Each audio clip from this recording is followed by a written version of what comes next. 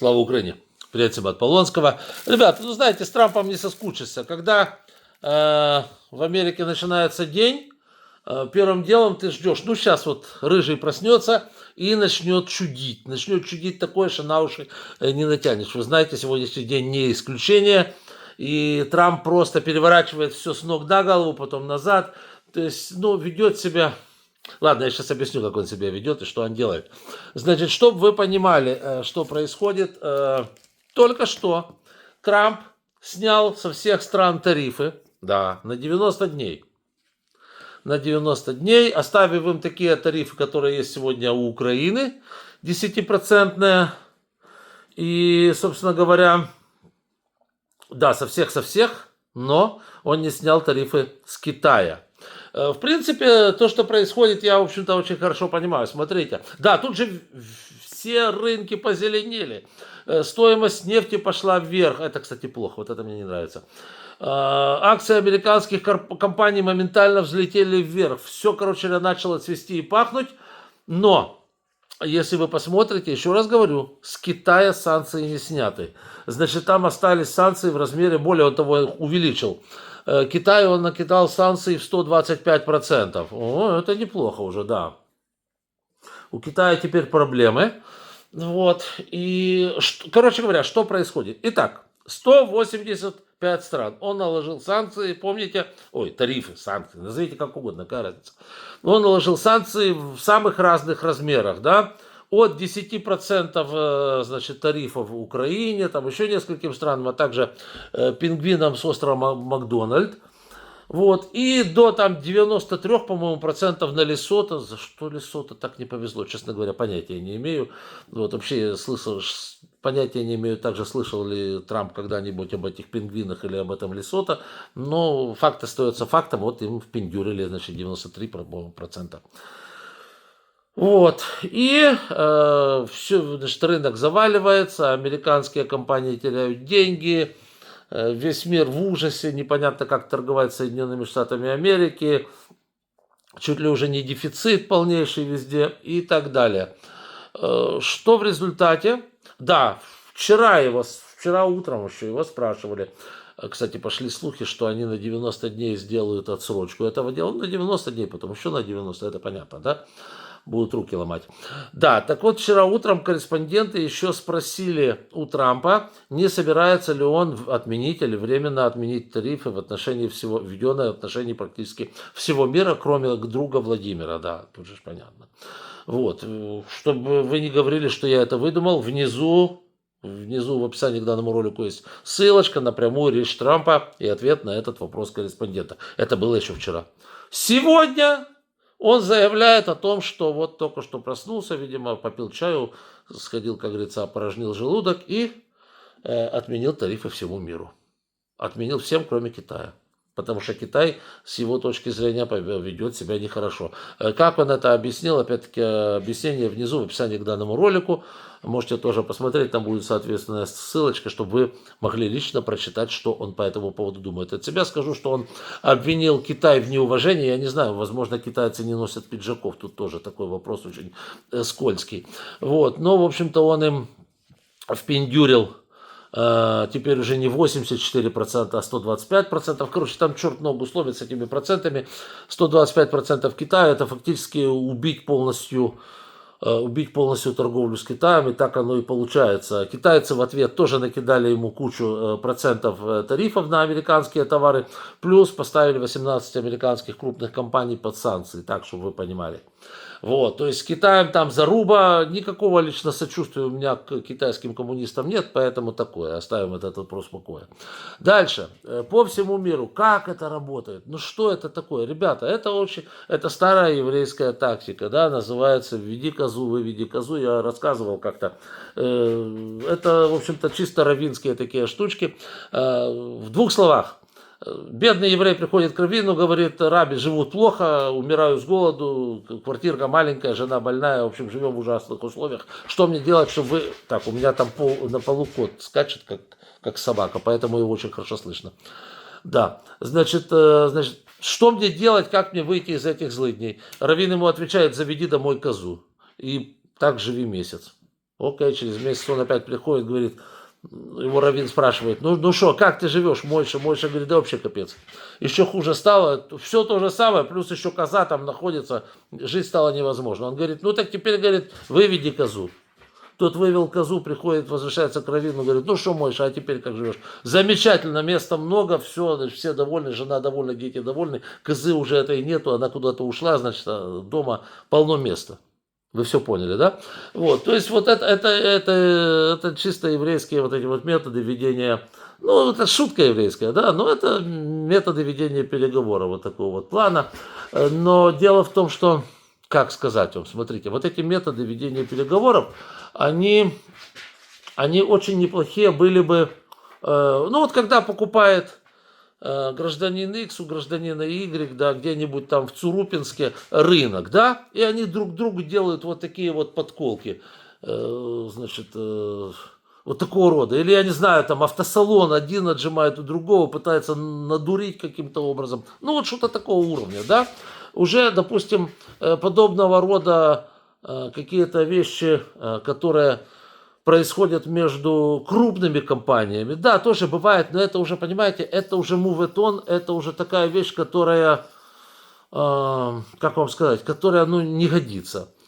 Почему? Потому что отношения между крупными, большими субъектами, тем паче в политике, они подразумевают все это. Да, там очень часто давят друг на друга, но не вот с такими цирковыми номерами, когда люди теряют миллионы долларов, когда разоряются многие компании, когда у людей инфаркты, там же люди берут суды, кредиты на всякий бизнес, а вот посередине твоей какой-то деловой там какой-то сделки тебе впендюривают тарифы, и ты не знаешь, что делать, это форс-мажор, а ты уже деньги зарядил туда, понимаете?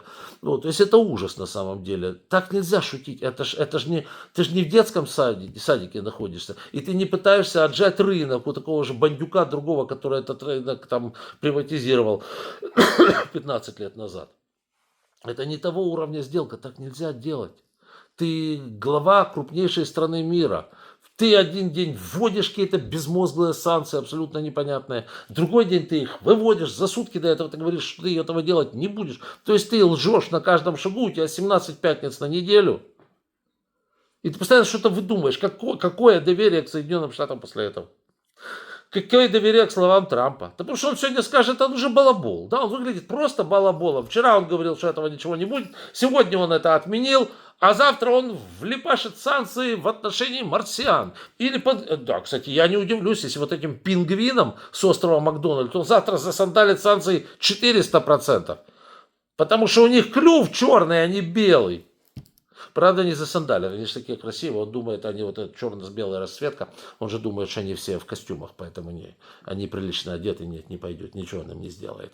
Вот. Но с Лесото он обязательно разберется.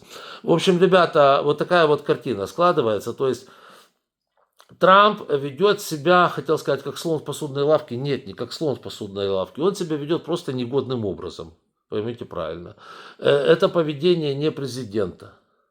Это поведение какого-то там, не знаю, шлепера, я говорю, который пытается мелкий ларек отжать у соседа. Вот это нормально, да. На том уровне это нормально. Но мы не с ларьками здесь торгуем и не полбазара, да, а вот все-таки побольше вещи, вот, которые просто кажутся абсолютно дикими на фоне того, что делает Трамп. В сухом остатке сейчас вроде бы как рынок стабилизируется на некоторое время.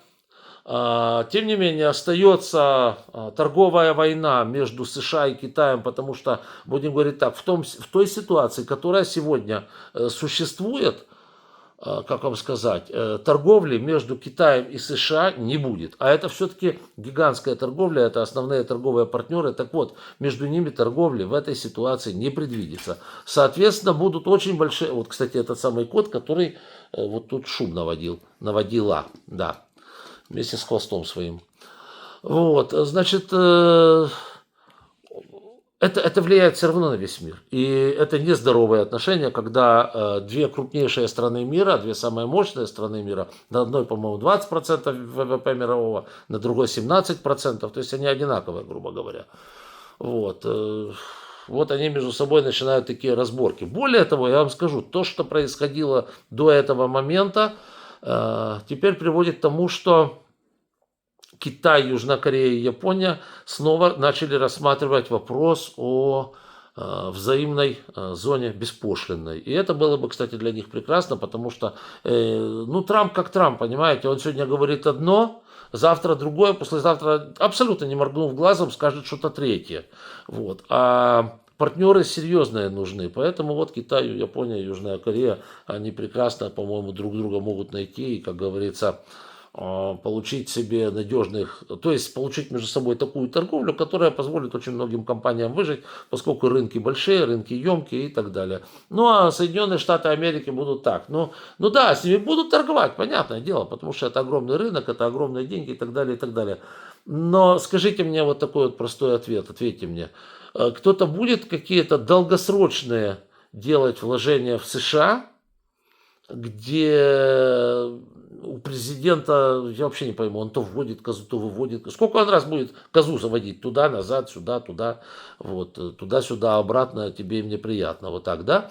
Вот, то есть это ужас на самом деле. И с таким человеком иметь, и с такой и страной, которая руководима таким человеком, иметь какие-то долгосрочные вложения и так далее, ну, это же не серьезно. А завтра ему что-то еще припендюрится в голову, и что он будет делать? Это же просто непонятно, да? Вот, поэтому будут какие-то краткосрочные абсолютно проекты, но мне так почему-то кажется, что долгосрочных каких-то моментов не будет, будут вот, ну, вот как Трамп хочет, так оно и будет, собственно говоря. Вот. Еще один момент, почему с Трампом не будет длительных отношений, там, я так понимаю, собрали уже какое-то количество голосов за импичмент, сейчас подождите, сейчас еще начнутся вот эти вот истории с бесконечным импичментом, потому что они будут голосовать по одному поводу, по другому поводу, по третьему поводу, этот отклонить, этот не отклонить. Это будут бесконечные качели. При бесконечных качелях, извините меня, ничего хорошего ожидать не приходится. Тем более, что, ну вот на 90 дней ты эти тарифы отменил, через 90 дней что? Ты их опять будешь вводить? Или ты по одной стране думаешь, что ты уломаешь все страны по одной? Вряд ли. Вряд ли. Зимбабве уломаешь, вне всякого сомнения, еще кого-то уломаешь. Но вот Евросоюз не уломаешь. Кстати, еще один момент, почему вчера он говорил, что он не будет не отсрочит эти тарифы, а сегодня он вдруг их вот просто все сделал наоборот. Завтра, не завтра, сегодня какое число, неважно, 15 числа должны были вступить в силу санкции Евросоюза в отношении США. И это первая серия санкций, вторая 16 мая и третья аж в декабре. Ну, понятное дело, что теперь Евросоюз тоже эти санкции отложит. Вы же понимаете, причем вот эти санкции, которые Евросоюз должен был на них наложить, это санкции против республиканских штатов, которые сказали бы Трампу: большое спасибо тебе, дядя, за то, что нас вот так вот поимели. А там санкции на миллиарды долларов. Вот, они были бы все, конечно, очень довольны. Вот, скажем так.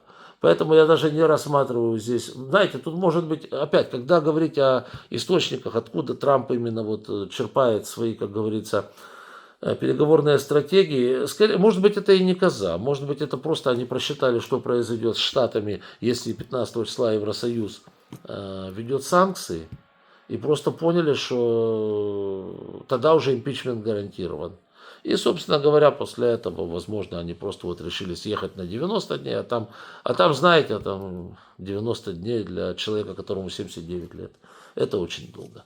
Вот, будем, как говорится, посмотреть. Теперь у нас другое впереди событие. Это парад. Парад в стиле Ким Чен Ына. Себе, значит, на днюху Трамп устраивает военный парад за 92 миллиона долларов. Но это, видимо, чтобы сэкономить деньги американских налогоплательщиков.